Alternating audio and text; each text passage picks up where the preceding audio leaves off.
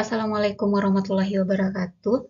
Baiklah Bapak Ibu, kita lanjut lagi membahas soal-soal latihan untuk persiapan menghadapi tes P3K tahun 2023. Namun sebelum itu, saya informasikan kepada Bapak Ibu yang berminat untuk mendapatkan file PDF untuk seluruh kumpulan soal yang sudah pernah kita bahas dari part 1 sampai dengan part 50.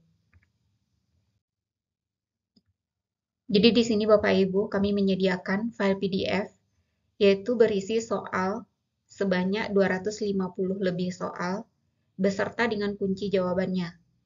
Namun belum dilengkapi dengan pembahasan. Kalau Bapak Ibu ingin melihat pembahasannya yaitu dapat dilihat di channel ini mulai dari part 1 sampai dengan part 50. Dan untuk mendapatkan filenya, Bapak Ibu hanya dikenakan biaya yaitu sebesar 20.000 saja.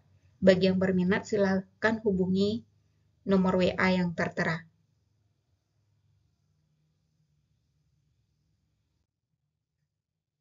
Baik, untuk bagian yang ke-51 ini kita akan tetap lanjut membahas 5 buah soal yang berkaitan dengan Situational Judgment Test atau SJT. Soal yang pertama, sekolah Anda sedang melakukan pembelajaran secara online. Selama melakukan pembelajaran secara online, ada salah satu siswa Anda yang sering mengalami gangguan koneksi internet yang membuatnya kesulitan mengikuti pembelajaran. Bagaimana Anda akan menangani situasi ini? A. Mengabaikan masalah tersebut karena itu di luar kendali Anda. B. Mengadakan pertemuan langsung dengan siswa tersebut setelah sesi pelajaran untuk memberikan materi yang terlewatkan. C. Meminta siswa tersebut mencari solusi sendiri tanpa melibatkan Anda. D. Memberikan tugas tambahan kepada siswa tersebut untuk dikerjakan di luar jam pelajaran. E. Berkomunikasi dengan siswa tersebut untuk mencari solusi bersama dan memberikan alternatif akses materi.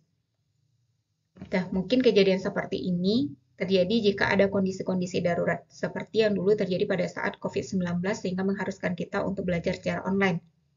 Namun jika terjadi lagi hal-hal yang tidak terduga yang membuat sekolah kita harus melakukan pembelajaran secara online, namun ada salah satu siswa kita yang mengalami gangguan internet, sehingga membuat dia kesulitan mengikuti pembelajaran. Apa yang kita lakukan? Kalau yang A mengabaikan tentu ini bukan mencarikan solusi. Yang B mengadakan pertemuan langsung. Ini kurang tepat karena situasi kita itu sedang belajar secara online. Yang C meminta siswa tersebut mencari solusi sendiri tanpa melibatkan Anda. Nah, ini seolah lepas tangan. Yang D memberi tugas tambahan kepada siswa tersebut untuk dikerjakan di luar jam pelajaran. Nah, ini bisa jadi. Tapi kita lihat mana yang paling tinggi poinnya. E berkomunikasi dengan siswa tersebut untuk mencari solusi bersama dan memberikan alternatif akses materi. Dan menurut saya yang paling tepat itu adalah yang E. Kita komunikasikan dengan siswa untuk mencari solusi bersama. Dan bisa jadi di tempat tinggalnya sinyalnya yang kurang, mungkin ada di tempat lain yang bisa ditempuhnya untuk mencari sinyal yang lebih kuat. Kalaupun tidak ada lagi solusi, yaitu kita berikan alternatif akses materi. Mungkin kita kirimkan file PDF materi kepada siswa tersebut sehingga dia tidak ketinggalan. Soal kedua, bagaimana pendapat Anda tentang guru yang langsung mengumumkan hasil penilaian di depan kelas setelah proses penilaian dilakukan? A. Sangat setuju karena guru tersebut telah menerapkan prinsip transparan atau terbuka. B. Setuju karena siswa bisa langsung mengetahui kemampuannya. C. Kurang setuju karena akan membuat siswa yang nilainya rendah menjadi malu. D. Setuju agar siswa semakin semangat meraih nilai tinggi pada penilaian berikutnya. E. Kurang setuju karena akan menimbulkan kegaduhan. Jadi sebenarnya prinsip penilaian itu ada 11.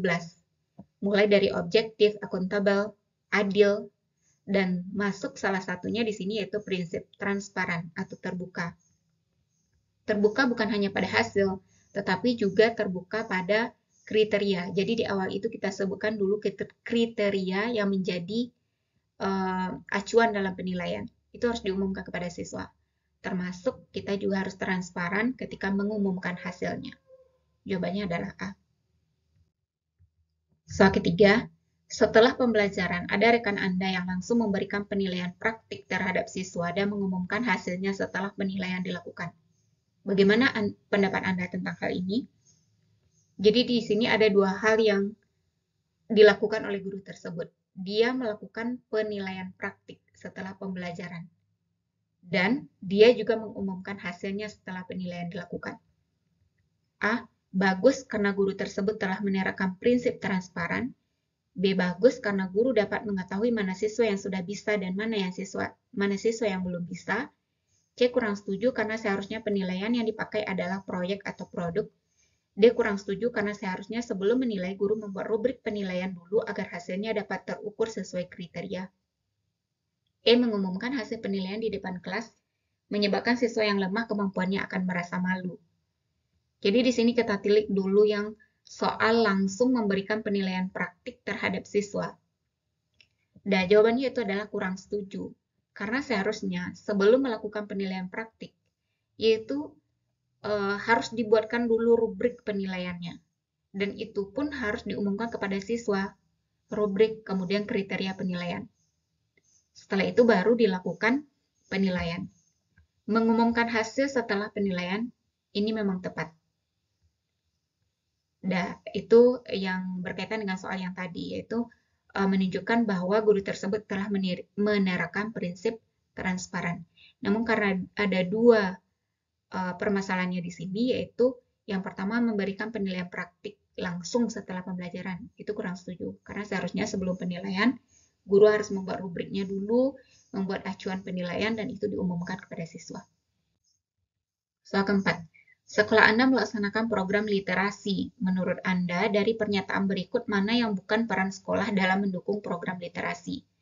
A. Melaksanakan kegiatan pembiasaan harian, mingguan, bulanan, semester, kegiatan rutin membaca 15 menit sebelum pembelajaran.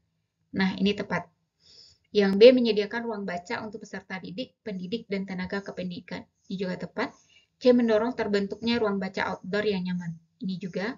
Yang D. Melakukan pengawasan dan mewajibkan peserta didik membaca sejumlah buku sastra dan menyelesaikannya dalam kurun waktu tertentu. Ini terasa kurang tepat karena ada kata mewajibkan.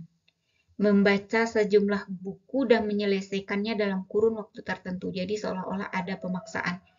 Yang E. Melakukan analisis kebutuhan dan mengkaji isu-isu yang terkait kemampuan literasi peserta didik, pendidik dan peserta didik. Ini tepat. Jadi yang kurang tepat itu adalah yang D. Jadi seharusnya program itu tidak boleh membuat siswa itu merasa terbebani dan dipaksa. Soal kelima, setiap guru pasti menghadapi masalah di kelas saat pembelajaran. Maka dari itu, sudah seharusnya setiap guru mampu memecahkan permasalahan pembelajaran yang terjadi di kelas. Salah satu cara yang paling tepat yang dapat dilakukan guru saat menghadapi permasalahan pembelajaran adalah A. Meminta solusi dari kepala sekolah, B. Mendatangkan konsultan pendidikan, C. Melakukan classroom action research, D. Menemui orang tua siswa, E. Berkonsultasi dengan dinas pendidikan. Sebenarnya dari semua jawabannya ini tepat, tapi kita teliti lagi, soalnya di sini yaitu adalah memecahkan permasalahan pembelajaran di dalam kelas.